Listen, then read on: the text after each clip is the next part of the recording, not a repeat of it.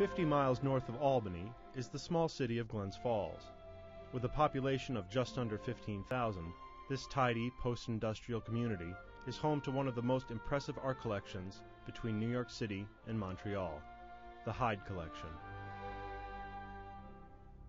Charlotte Prine, daughter to wealthy industrialist and Finch Prine paper mill owner Samuel Prine, met Louis Hyde while in finishing school in Boston. The couple were married in 1901 and relocated from Boston to Glens Falls, where an administrative position at Finch Prine awaited Louis. The Hydes built their home on a hill overlooking the paper mill. Completed in 1912, it is a spacious Italian Renaissance jewel with lush grounds and many fine details, inside and out. It is in the rooms of this beautiful house that the Hyde Collection began.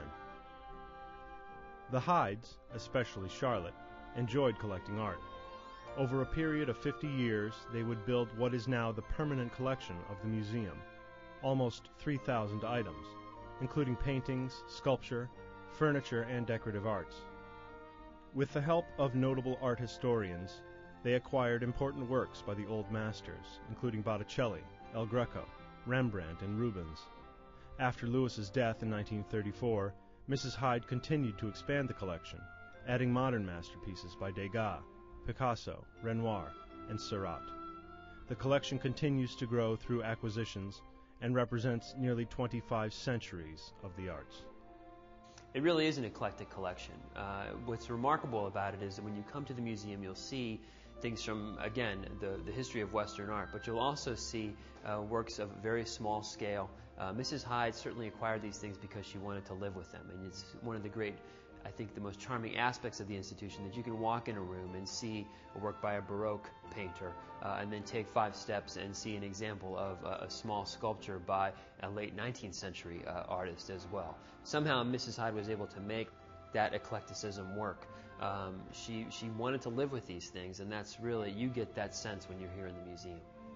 Today, the Hyde Collection has grown into much more than just a home and gallery. It combines the intimacy of the historic house with the sophistication and scope of a much larger art museum. One of the great things about the Hyde Collection is that we've evolved into this wonderful hybrid. You know, we have historic Hyde House, which is truly the anchor of the institution, and gives you that sense of historic integrity in place. But we also have the 1999 Education Wing, which really turned us from being just an historic house museum into a modern museum complex.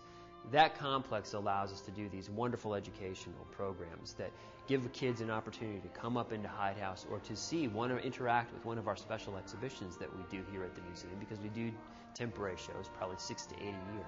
But then go back to the art studio where they can throw the paint around and have great fun doing some form of an art-making activity inspired by or based upon their interaction with the objects, either in Hyde House or in the temporary galleries.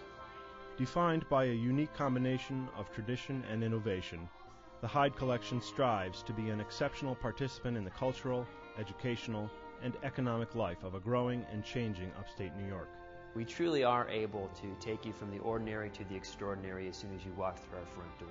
So I'm not saying that we can be all things to all people, but we do provide a diversity of the experience that's well worth your time.